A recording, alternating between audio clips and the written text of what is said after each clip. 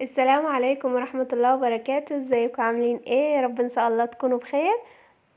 النهاردة هنعمل سجق اسكندراني بطريقة سهلة جدا وطعمه لذيذ خالص كده ومش بياخد كمان اي وقت. انا بحب الاكل كده اللي بيخلص كده بسرعة بسرعة ومش بياخد اي وقت. انا النهاردة حشيته في سندوتشات، انتي ممكن تعمليه في صينية جلاش او مكرونة وتحشي بيه فطيرة بيتزا براحتك. ممكن تعملي بيه طواجن وتحطها في الفرن، طاجن مكرونه هيبقى طعمه حكايه. انا عملته النهارده كده في السندوتشات بسجق اسكندراني مع شويه شيبسي بيتي، طعمهم خطير. قبل اي حاجه ما ننساش اول حاجه نصلي على سيدنا محمد، اللهم صل وسلم وبارك على سيدنا محمد وعلى اله وصحبه اجمعين.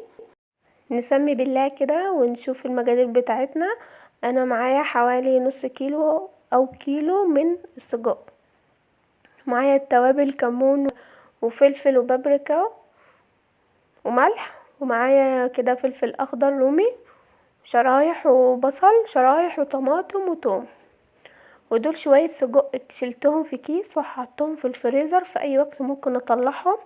الوقت ده مثلا يكون عندي اكل بايت وعايزة كده اخلي الاكل كده ان هو لسه جديد. او فضلات يعني الباقي المتبقية في التلاجة. او انا مثلا مش قادرة انزل اشتري طلبات او الشهر خلص، فالشوية دول بينفعوني جنب شوية مكرونة او بطاطس ويبقى صنف جديد. سواء في السجق او الفراخ او اللحمة او البانيه، في اي حاجة. بس تيجي بقى نشوف عملنا ايه. حطيت شوية زيت صغيرين خالص، ياريت ما تكترش المادة الدهنية لاني السجق مليان مادة دهنية خالص، وبتنزل كل الدهون اللي جواه بننزلها وبتبقى كمية الدهون كتيرة. اول ما احط السجق كده هديله صدمة من ناحيتين. وبعد كده احط شرايح البصل. اول ما البصل يدبل احط عليه شرايح الفلفل الرومي والثوم وافضل اقلب كده. اول ما احس ان خلاص ريحة الفلفل الاخضر والثوم طلعت، احط الطماطم، شرايح الطماطم، واسيبها بقى يستوي. وكل حاجة تطرى كده وكل حاجة تاخد من طعم بعض. اسيبهم كده يعني بالكتير ربع ساعة يكون كل حاجة خلاص استوت، بعد طبعا ما يكون السجق اخد صدمة بس. وقبل ما اطفي عليه احط التوابل بتاعتي. وكمان برضو السجق بيبقى مليان حاجتين، توابل ودهون. فانا ما تكتريش، يعني انا ما رضيتش اكتر التوابل، ما حطيتش كل الكميه اللي انا حطيتها ووريتها لكم دي. انا اسفه ان كان البخار كان مضايق كده ومخلي الصوره مش حلوه، معلش. شايفين شكله حلو ازاي؟ ولا ريحته كانت جميله وطعمه كان حكايه. هسيبه كده ربع ساعه وهطفي عليه، هو مش بياخد اي وقت وبيخلص بسرعه. انا بحب الاكل كده السهل اللي مش بياخد وقت خالص ده.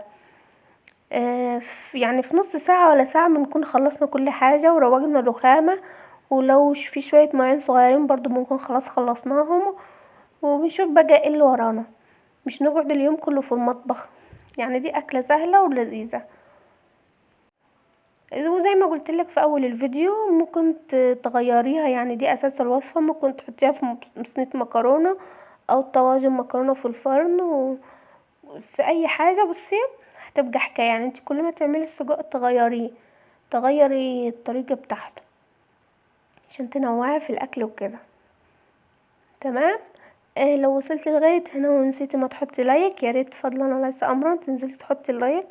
اللايك ده بصي مش هيغرمك اي حاجة، بس بالعكس ده بيبسطني وبيخليني اتشجع كده ان فيديو تاني واعرف ان الفيديو عجبك.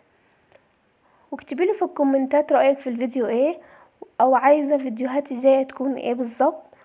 وتنزلي تشتركي في القناة وتفعلي زر الجرس، وعشان اول ما انزل فيديو جديد يجيك اشعار ان انا نزلت فيديو.